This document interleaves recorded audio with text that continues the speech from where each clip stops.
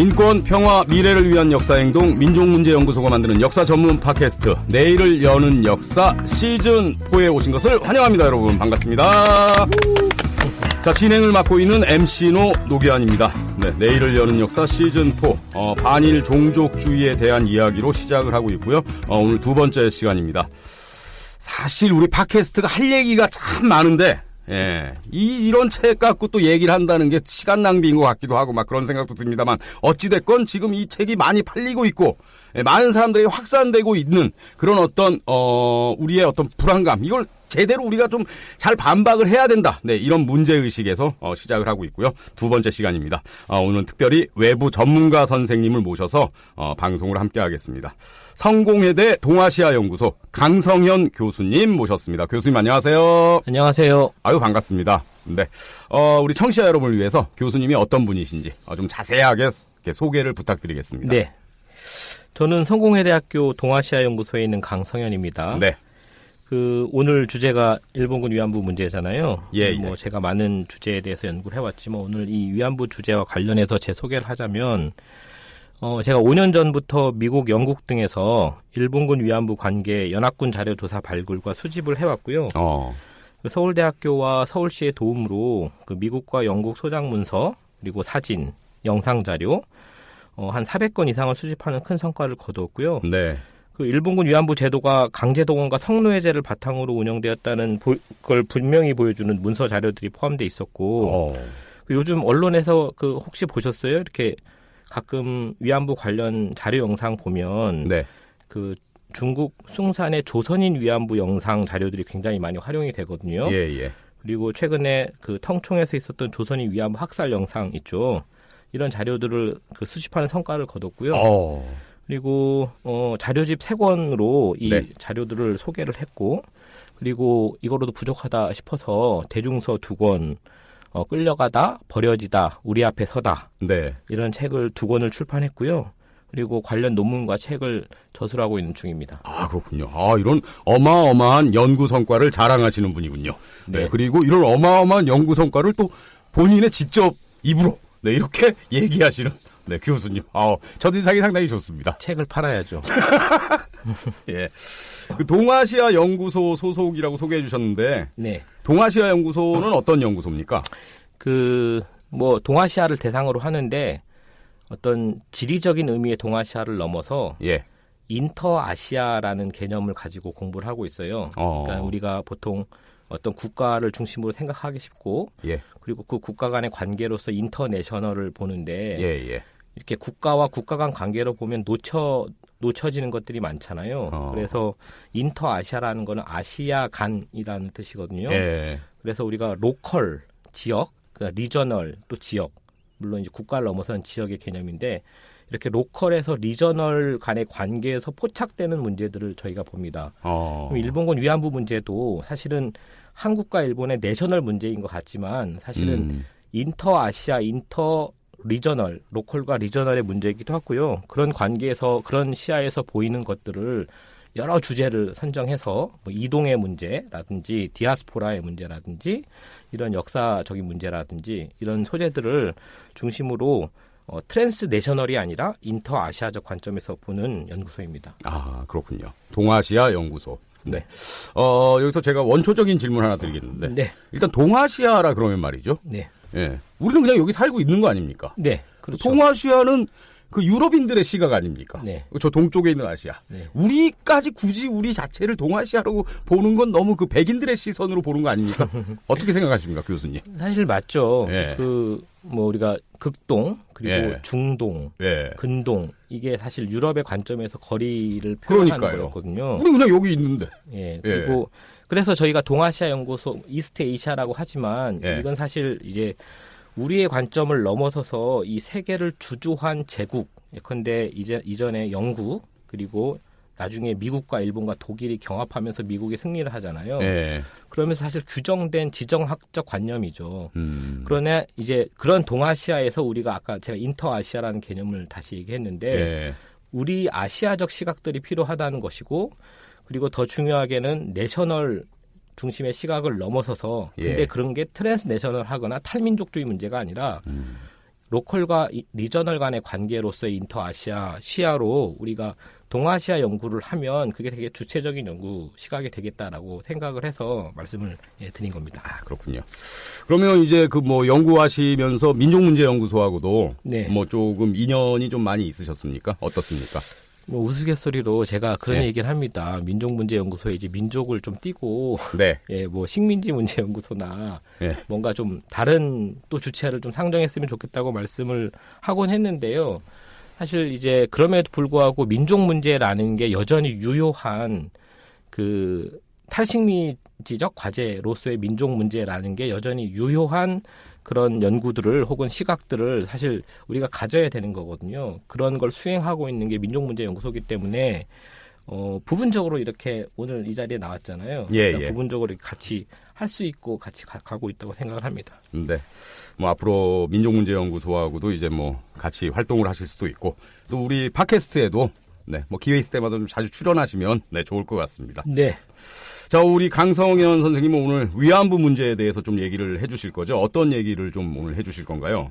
오늘 이제 주제는 사실 이제 일본군 위안부 자체의 문제도 중요하죠. 네. 그러니까 일본군 위안부 문제의 역사가 중요하죠. 그러면 그 역사라고 하면 식민 지배 시기 혹은 아시아 태평양 전쟁 시기라고 일컬어지는 특정한 시간과 공간의 역사인 거죠. 예. 그런데 그렇게 과거사가 아니에요. 이 위안부 문제는 과거의 일이지만 동시에 현재화된 문제이고 이 위안부 문제는 그래서 역사 차원을 넘어서 그러니까 역사 전쟁의 공방을 넘어서 뭐 아시겠지만 지금 정치 경제 군사적인 문제로 확장이 돼서 일본군 위안부 문제가 외교적인 문제로 되게 비화돼 있잖아요. 예. 사실 이제 그 근저에 여러 갈등의 시각의 차이가 있는데 누가 일본군 위안부 문제를 그렇게 다른 시각으로 보는지 우리가 특히 역사 수정주의라고 표현하는데요. 역사 수정주의적 시각의 주장들이 왜 나오고 그 주장의 핵심적인 내용과 논리가 뭔지 그 방법론이 무엇인지 더 중요하게는 그 효과와 결과가 무엇인지 앞으로 어떻게 진행될 것 같은지 이런 점에서 굉장히 걱정과 우려를 가지고 지켜보고 있고 오늘은 아마 이 주제에 대해서 좀 더 얘기하게 될 것 같습니다. 네. 저같이 약간은 조금 무식한 사람이 들었을 때 역사 수정주의라 그러면 그 도대체 역사 수정주의가 구체적으로 어떤 걸 얘기하는 거냐? 뭐 이런 좀 의문이 들 수 있거든요. 네. 역사 수정주의의 개념을 좀 설명해 주시면 어떨까요? 일단 아주 일반적으로 얘기하면 역사에서 문자 그대로 어떤 정설이 있을 수 있잖아요. 어떤 역사적 사실의 구성이 지배적인 그런 해석으로 자리 잡게 되는 과정이 있겠죠. 이건 검증의 과정들이고 해석의 여러 투쟁의 과정들이겠고 그래서 우리가 그걸 정설이라고 하거든요. 그 정설에 대해서 다시 다른 시각으로 재해석하거나 혹은 다른 자료들을 발굴해서 그 문제를 좀 제기하는 거거든요. 그런 의미에서 보면 수정주의는 사실 역사에서 보면 좀 발전이라고도 볼 수 있어요. 그런데 이제 이건 고지고대로 문자 그대로 얘기하면 그런 게 수정주의라는 건데 실제 수정주의라는 게 특정한 현실에서 특정한 누군가의 의도에 의해서 정치적 의도 누군가가 이렇게 추진을 할 때 그런 순진한 학술적인 어떤 장 안에서 그런 식의 수정이 가해지는 게 아니라 특정한 목적을 가지고 부정하는 방식으로 가는 거죠. 그러면 정설이 부정될 때는 그만큼의 확고한 자료와 방법론과 사실의 구성과 그것의 납득의 과정이 학계나 더 나아가서 일반인들에게 인정되고 이해되어야 되거든요. 사실 그것도 중요하지 않죠. 누군가에겐. 그냥 부정하는 겁니다. 다른 사실을 얘기하고 더 나아가서 사실과 사실이 부딪혔을 때 마치 모든 역사적 사실은 절대 진리가 없는 것처럼 마치 모든 게 상대화되는 것처럼 결국 그러면 사람들은 그 사실에 대해서 냉소적인 태도를 갖게 되거든요. 그런 것들을 의도적으로 조장하고 확산시키려는 흐름들이 있는 거죠. 그래서 그런 의미에서 오늘 우리가 다룰 것은 역사 수정주의 중에서도 역사 부정론에 대해서 아마 얘기하게 될 것 같습니다. 네. 그러면 이제 반일 종족주의, 이 뉴라이트의 반일 종족주의도 이제 역사 수정주의라고도 볼 수 있는 건데 일단은 대중의 관심을 많이 끌었다는 데에서는 성공적이다. 뭐 이렇게 지금 평가를 할 수가 있겠네요.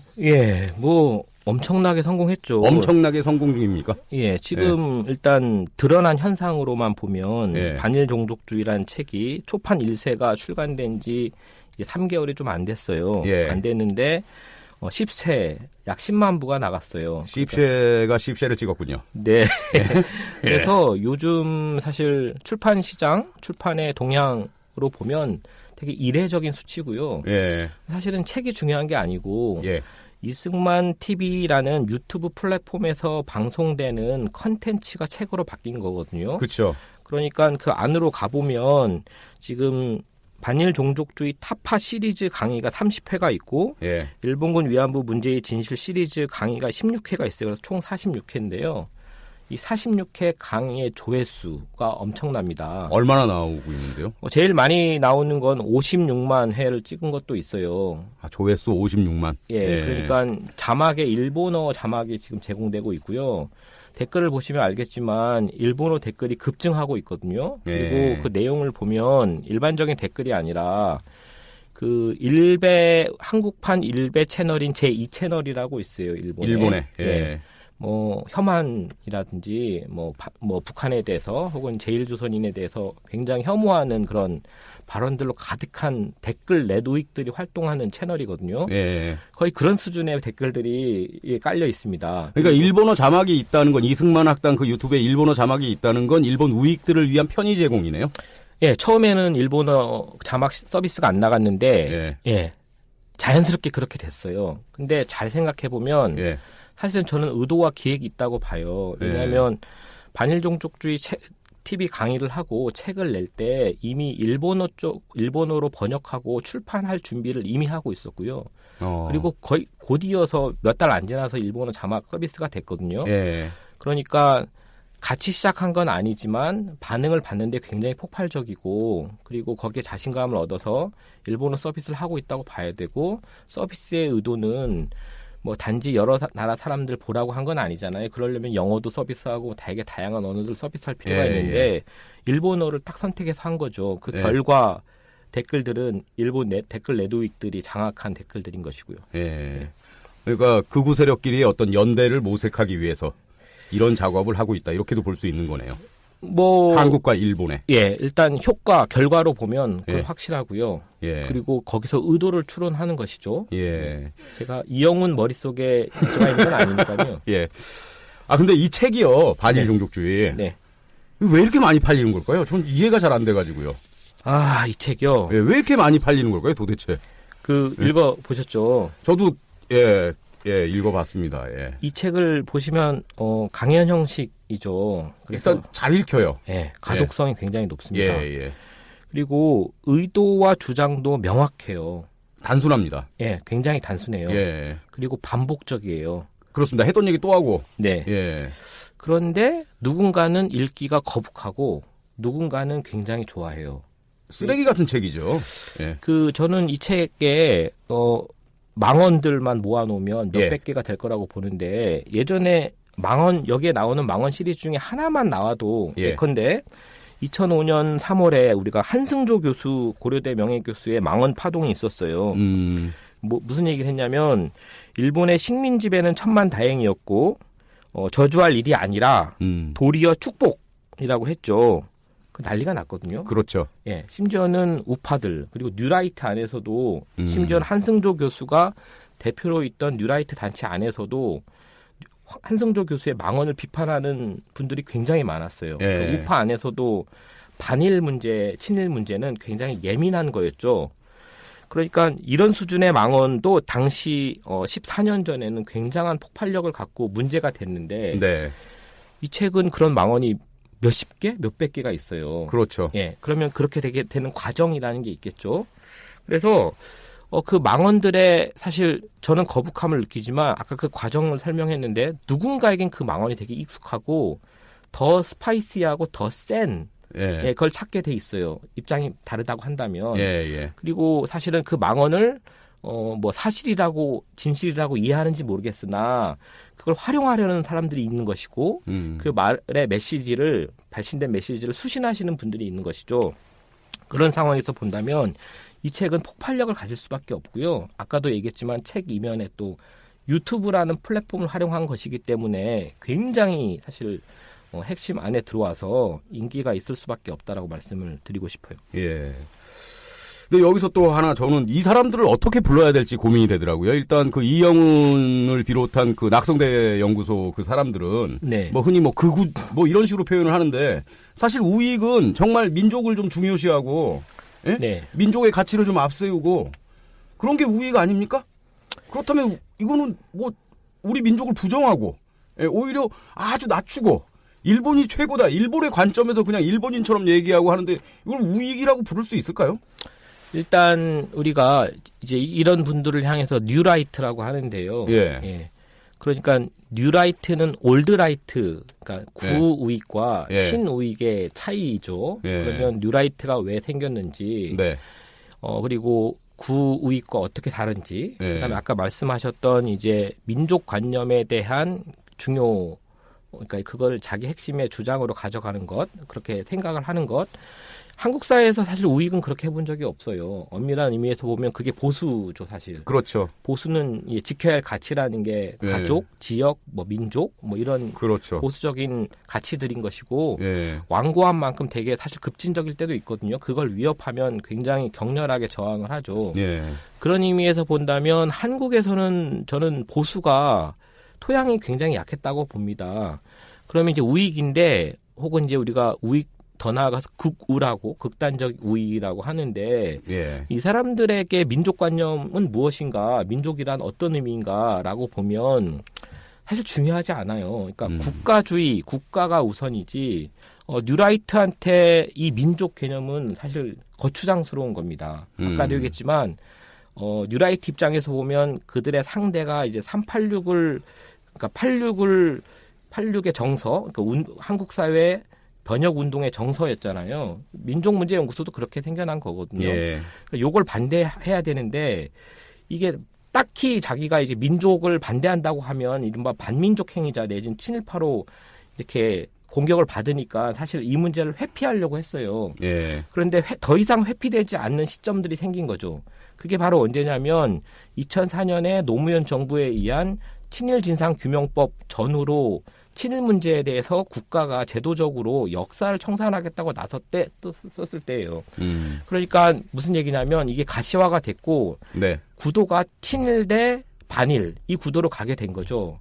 그러니까 친일로 낙인되는 우익의 입장에서 되게 곤혹스러운 거죠. 그래서 당시에 조갑재 같은 이제 올드라이트의 이데올로그들은 친일보다 친북이 더 문제다. 이렇게 주장하기도 했는데 한국에서는 어쨌든 이 친일에 대한 정서적인 거부가 굉장히 강하잖아요. 아까 얘기했던 그렇죠. 저항적 민족 혹은 저항적 민족주의의 관념에서 이데올로기에서 사실 그 감각들이 내려와줬던 것이고 역사 교과서 그래서 중요한데요. 우리 역사 현대사 교과서들은 어쨌든 간에 민족주의, 민족 저항, 식민 지배에 대한 저항 이게 굉장히 중요한 하나의 내러티브인데 그러니까 이제 뉴라이트나 예전에 올드라이트들은 네. 앞으로 싸움의 전선은 교과서다라고 생각한 거죠. 일본 우익도 똑같습니다. 예. 일본군 위안부 문제나 강제동원 문제나 그 이전에 난징학살 문제라든지 뭐 731 부대 세균전 문제라든지 이런 것들이 처음에 그냥 제기가 됐을 때는 이제 크게 이런 식으로 완전히 단합해가지고 저항하지 않았는데 이런 사실들이 중학교, 고등학교 역사 교과서에 적시된 라고 결정된 그 순간부터 갑자기 구구파들이 네트워킹 되기 시작했거든요. 예. 한국도 마찬가지입니다. 나중에 더 자세하게 얘기하겠지만 뉴라이트의 출현은 아까 얘기했던 2004년에 네. 노무현 정부의 친일 진상 국면 그리고 그 이후에 교과서 특히 금성 교과서를 둘러싼 여러 논쟁들 그리고 이후에 이제 우파들이 뉴라이트들이 교과서를 그래서 만들려고 했고 이후에 뭐 최근에 어쨌든 박근혜 정부의 국정교과서 문제까지 엄청난 투쟁들이 전쟁들이 지금 벌어져 왔던 것이고 그런 맥락에서 이해를 할 필요가 있다고 말씀을 드리고 싶습니다. 네. 하여튼 뭐 질문 하나 드리면 상당히 아주 이렇게 논리정연하게 말씀을 잘 해주시는데 네. 아까 제가 드렸던 질문은요. 네. 그래서 이 사람들은 우익이라고 부르기도 애매한데 뭐라고 불러야 될 것인가 도대체. 그러니까 뉴라이트죠. 뉴라이트. 예. 자, 아까 이제 올드라이트와 뉴라이트의 어떤 분화, 변곡점 이런 얘기를 하셨는데 이 뉴라이트의 등장과 더불어서 그 이전에 있던 올드라이트와 완전히 확연하게 좀 달라지게 된 게 네. 그러니까 결국엔 친일 대 반일 이 프레임이라는 얘기이신 건가요? 네. 아, 그리고 그들이 중점이 뒀던 게 교과서였고 네. 그들은 좀 일정 정도 성공을 했다고 보십니까? 어떻습니까? 성공을 했죠. 네. 더 자세하게 교수님이 근데 지금 딱 성공을 했다고 그러시니까 네. 소름이 쫙 끼치네요. 네. 그래서 제가 심각한 겁니다. 이렇게. 예. 웃지를 못하겠어요. 예. 일단 그분들이 네. 10년 아니 정확히 얘기하면 9년이죠. 촛불 때문에 1년 빨리 그렇죠. 했기 때문에 이명박 박근혜. 9년 정권을 잡으면서 사실 역사 교육의 판도가 좀 바뀌었어요. 예. 그리고 우리가 사실 그 앞으로 좀 돌아가야 되는데요. 그러니까 이제 2005년 전에 2002년쯤이죠. 2002년. 예. 우리 아직도 지금 북핵 문제 얘기하잖아요. 그렇죠. 그러니까 우리 안에 공포. 예. 우리가 지금 어떤 키워드만 나오면 무서워하잖아요. 그 사실 이제는 북한이라는 키워드가 무섭지는 않아요. 예. 그러나 여전히 북핵을 탑재할 수 있는 미사일은 그렇죠. 심각하잖아요. 예. 그 원래 첫 시작은 94년 이제 서울 불바다였는데 그걸 이제 해결한 게 클린턴 정부였거든요. 네. 그래서 6자 간 협의를 통해서 쉽게 얘기하면 이제 북핵 문제를 제어하는 어떤 상황들이 있었던 건데 그 이후에 뭐 아시겠지만 클린턴 정부 끝나고 그다음에 2000년에 뭐 하여튼 부시 정부 들어선 이후에 한국은 한국 나름대로 동아시아에서 이제 냉전이 여전하니까 냉전이 이제 탈냉전이 안 되니까 그 냉전을 종식시키고자 남북 관계를 개선해 보려고 노력을 했고 그리고 북일 관계를 개선해 보려고 시도했잖아요. 요 두 개만 연결되면 우리는 이미 중국과도 수교를 했고 뭐 소련, 러시아와도 수교를 했기 때문에 사실은 한반도 주변국 특히 이제 자유 진영과 저쪽 진영의 서로 수교로서 이제 그 탈냉전이라는 게 좀 가시화되고 더 가속화되는 거였는데 마지막 남은 게 두 개의 매듭 아까 얘기했던 북일 관계와 남북 관계의 매듭 요게 좀 중요했잖아요. 남북은 이제 우리가 김대중 때 만났어요. 그리고 북일은 이제 고이즈미가 당시에 그 평양에 가서 평양 선언을 했죠. 그리고 김정일 위원장과 북일 관계를 정상화하려는 시도들을 했는데 두 가지 사건이 터졌죠. 하나는 이제 일본인 납치 사건 문제가 불거졌고요. 사실은 그 전에 더 중요한 건 이제 미국에서 9.11 테러 그리고 거기에 이제 우리의 뉴라이트에 해당하는 네오콘이 등장했고 그 네오콘이 사실 한반도 문제를 포함한 동아시아의 긴장을 완화시킬 생각이 없었기 때문에 위기들을 조장을 했고 결국 이제 우리는 우리대로 김대중과 김정일 더 나아가서 노무현과 이제 김정일 간의 그 남북관계 개선의 노력들을 했지만 사실 세계적으로 보면 혹은 아시아 태평양에서 보면 그게 되게 예외적이었을 정도로 이미 구구 반동화되는 반격되는 백래시가 발생하는 그런 상황이었거든요. 그러면서 두 개의 키워드가 등장했습니다. 하나가 그 2차 북핵 위기고요. 이 북한 다시 핵에 투자를 했죠. 다른 하나가 바로 일본인 납치 사건이에요. 요게 한국과 일본에 어떤 의미를 갖느냐. 반북 감정을 서로 줬어요. 반북 감정. 우리는 원래 있었고 일본의 반북 감정은 굉장히 높아졌죠. 그러면서 이 반북 감정이 한국 사회에서도 친일 반일 구도를 위협할 정도가 된 거예요. 그러니까 친북이 더 위험한 거다. 친일보다. 이런 주장들이 실제 힘을 발휘하기 시작한 변곡점이 됐던 게 2002년이에요. 당시에 그 2002년 그런 상황들 이후에 2004년에 그 노무현 정부 때 아까 이제 뭐 그 뉴라이트가 탄생하고 아까 친일 진상 규명에 대한 공격들을 했잖아요. 그때 한국의 서울의 주재 그러니까 서울지국장 상케이 신문의 서울지국장이 뭐라고 했냐면 친일파 청산을 주장하는 세력이야말로 친북 좌파다라는 말을 일본 구구파가 했어요. 그건 뉴라이트에게 혹은 올드라이트에게 굉장히 좋은 말이죠. 드디어 자기들의 기득권을 위협하는 친일이라는 낙인과 딱지에 대해서 어떻게든 해볼 수 있는 여지가 생긴 거죠. 그러니까 2002년의 그 위기와 2004년에 오히려 거꾸로 국내적으로 보면 친일 청산을 시도하려 했던 그런 국면이 굉장히 굉장히 큰 백래시의 그 직면에서 오히려 뉴라이트들을 탄생하게 만들었고 그 뉴라이트를 중심으로 한국의 우파들이 이렇게 재구성하게 되는 그런 계기를 만들었다는 데 있는 거죠. 그런 의미에서 제가 그 시점에 예. 뉴라이트 탄생을 굉장히 주목하고 있습니다. 예. 그리고 그들이 이제 교과서 문제에 집중하기 시작했다. 그렇죠. 예. 그 자학사관이라는 말을 자학사관. 뉴라이트 그 자유 그 당시에 신지호라고 네. 있어요. 자유주의 연대 그리고 뉴라이트 전국연합, 선진화 국민회의 이게 뉴라이트의 3대 축인데요. 네. 그 중에 하나였던 자유주의 연대를 이끌었던 이제 대표가 신지호였고 나중에 국회의원까지 합니다.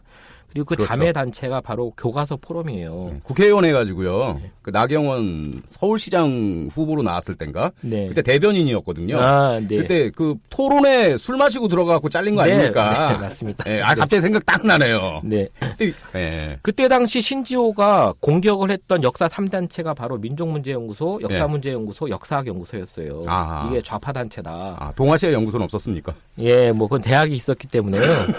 그래서 그 3단체를 공격하면서 한국의 중학교, 고등학교 역사 교과서가 이 3단체에 의해서 좌지우지되고 있다라고까지 얘기를 했고요. 아, 그 정도로 힘이 셌나요? 민족문제연구소가? 저도 사실 역사연구소 잠깐 이제 뭐 기웃거렸을 때가 있는데 그렇게 힘센다는 추측인 줄 알았으면 제가 안 나왔을 텐데요. 예. 근데 그 자학사관이라는 게 신지호가 만든 말이 아니라 그 일본에서 한 말 아닙니까? 네. 일본 극우파들이? 일본 극우파가 만들었는데요. 뭐 아까 우리 역사교과서 지금 얘기하고 있는데 일본도 일본군 위안부 문제가 96년, 97년에 중학교 교과서에 실리게 되니까 우파들이 연대를 했어요. 그래서 만든 단체가 새로운 역사 교과서를 편찬하는 모임, 우리가 세영모라고 하는 그 단체고요. 그 단체가 그 단체를 이끄는 후지오카 노부카스라는 도쿄대 교육학과 교수가 이제 만든 말이죠. 자학사관이란 말이.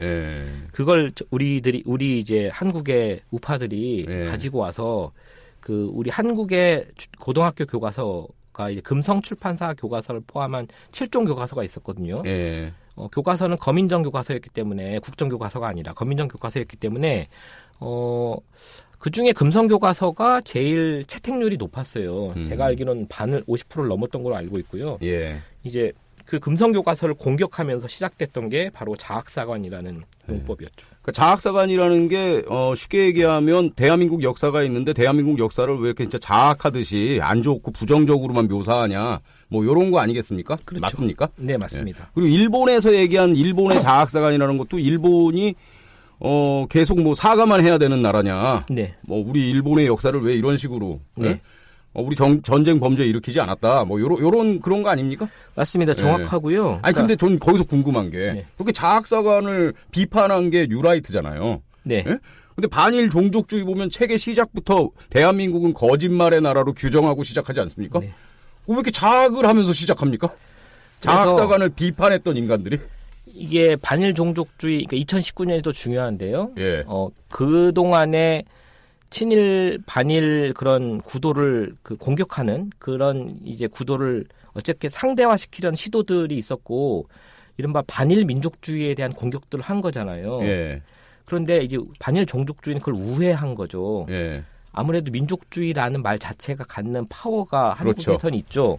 그러니까 민족주의는 우리가 사실 괜찮은 거고 서양의 민족주의를 보면 이제 국가주의나 뭐 국수주의라기보다 국민주의니까 그런 방향으로 나아가야 되는데, 그러니까 자유로운 개인들을 존중하면서 그걸 바탕으로 한 공동체와 사상 이런 것들은 좋은 건데 한국의 민족주의는 그렇지 않다.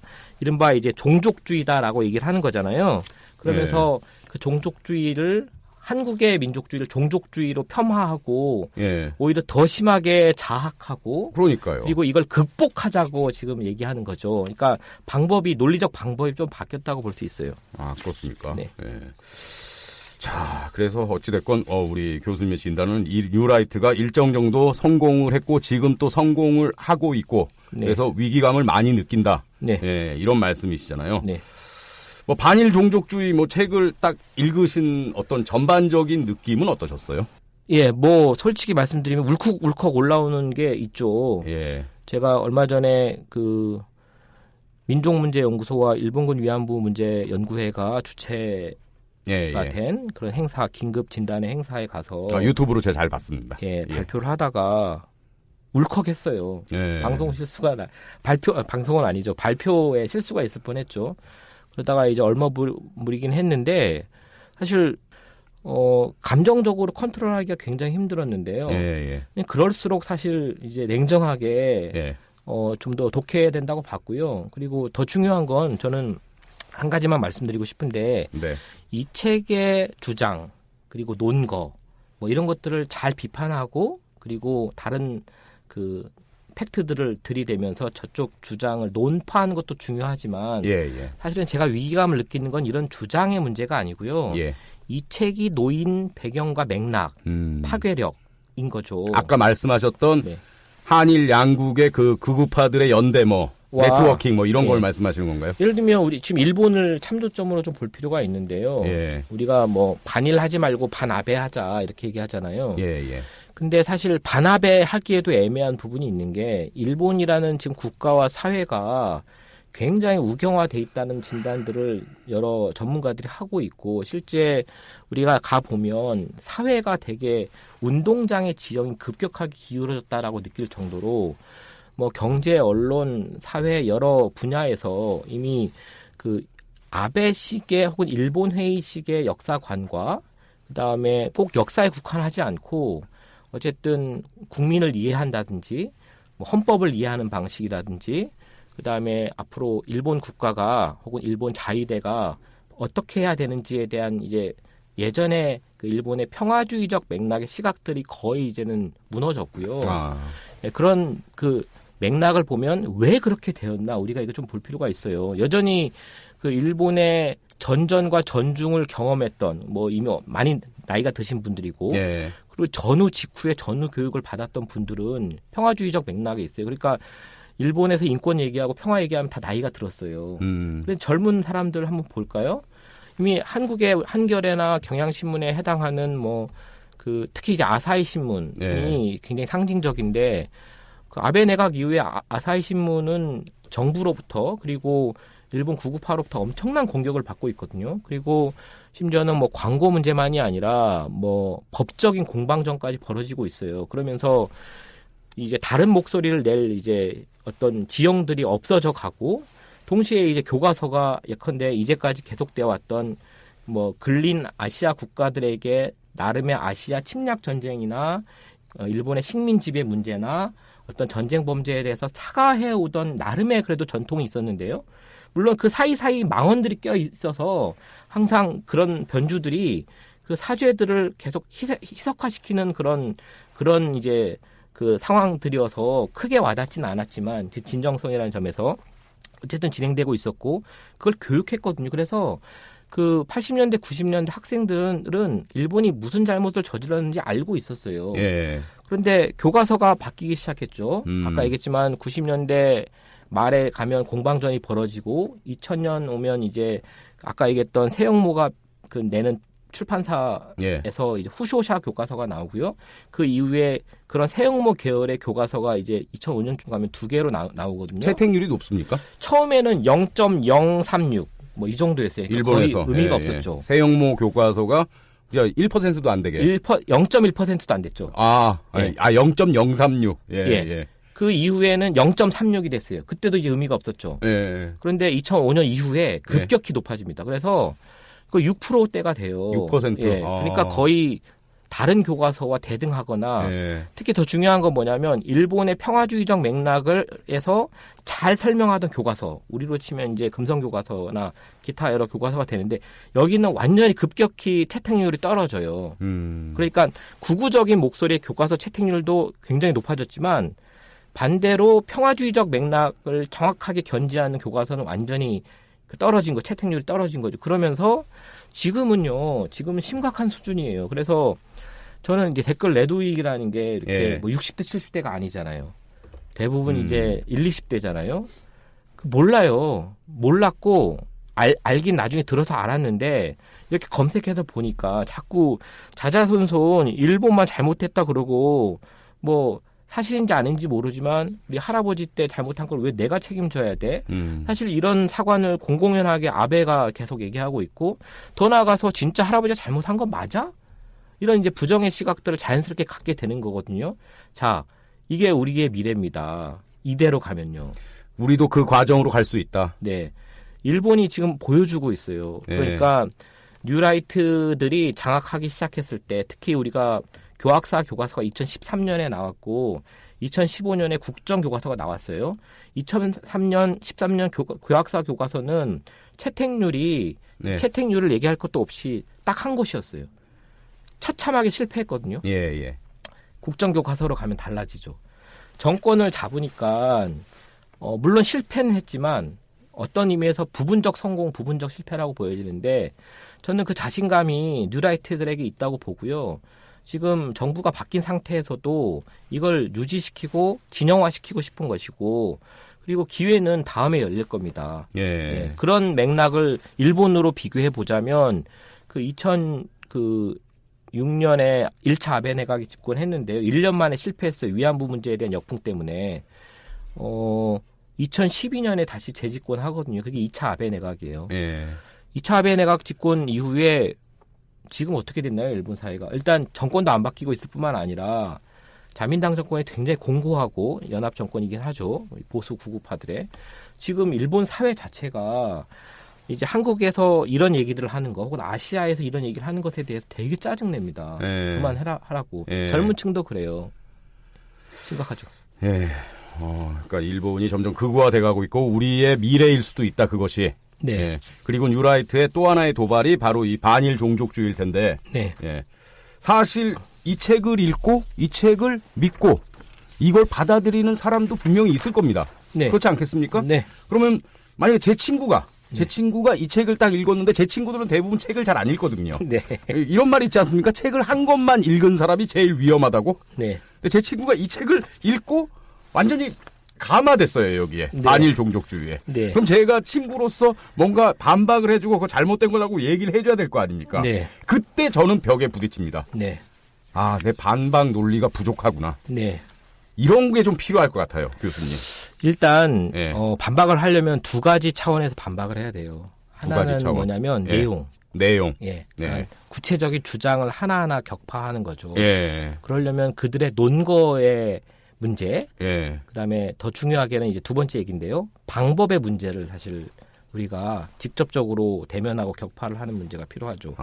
그러면 이제 그쪽의 방법이라는 게 뭐 이승만 TV 보면 항상 이렇게 얘기합니다. 우리는 기본 사실과 자유를 추구하는 방송이 그렇게 시작하거든요. 그러니까 이른바 팩트주의죠. 그러니까 책 읽어봐도 계속 무슨 어떤 숫자 나오는 통계 자료, 뭐 공문서 뭐 이런 근거, 뭐 이런 거를 딱 제시하고 우리는 철저히 여기에 기반해서 얘기하기 때문에 우리가 옳은 거다. 이렇게 얘기하는 거 아닙니까? 책 한번 펴보시면요. 프롤로그가 나오는데요. 그렇죠. 프롤로그의 첫 문장이 뭔지 아세요? 프롤로그 첫 문장 제가 열받아갖고 줄쳐놨습니다. 한국의 거짓말 문화는 국제적으로 널리 잘 알려진 사실입니다. 이게 뭘 널리 언제 잘 알려진 사실이죠, 이게? 자, 이게 그러면 사실이라고 했잖아요. 이걸 팩트라고 했어요. 거짓말 문화는 널리 알려졌다. 아, 그렇죠. 알려진 사실입니다라고 규정했죠. 팩트라고 얘기한 거죠. 이게 팩트라고 주장하려면 근거가 나와야겠죠. 그 밑에 근거가 나와요. 2014년에만 위중죄로 기소된 사람이 1,400명이고 일본에 비해서 172배. 요거 맞는 겁니까? 그래서 한국의 거짓말 문화를 입증한다면서 각종 통계와 수치를 이제 나열해요. 그렇죠. 그리고 표와 그림으로 수치를 보여주고 객관적인 실증 과학의 모양새를 이제 취하고요. 이러면서 이게 특히 이영훈이 좋아하는 말은 팩트가 아니라 기본 사실이라고 주장합니다. 아, 기본 사실. 이게 바로 낙성대 경제연구소가 추구하는 수량 경제학적 방법으로 경제사를 연구하는 방법이거든요. 왜 문제가 있냐? 이미 이제 많은 비판이 진행이 됐는데 보시면 알겠지만 뭐 소스도 안 나와 있고 어떤 건 비율이었다가 어떤 건 뭐였다가 이게 되게 유리한 방식으로 선별해서 수치를 나열했는데요. 자료를 자신들한테 유리한 것만 이렇게 제시하는 거군요. 사실은 자료라는 건 객관적으로 진실을 드러낸다기보다 특히나 저 자료는 수치화한 거니까 한번 가공한 거거든요. 그렇잖아요. 특정한 방법에 입각해서 수치를 가공했으면 우리가 예를 들면 여론조사를 하잖아요. 그러면 항상 말하는 게 플러스 마이너스 뭐 오차를 얘기하고 오차로, 몇 명을 대상으로 했고 방법은 전화로 했는지 뭐 등등을 밝히잖아요. 뭐 대면 조사인지 유선 통화인지 뭐 이런 식으로. 그런 소스가 없잖아요. 아, 그러네요. 그러니까 하나도 없습니다.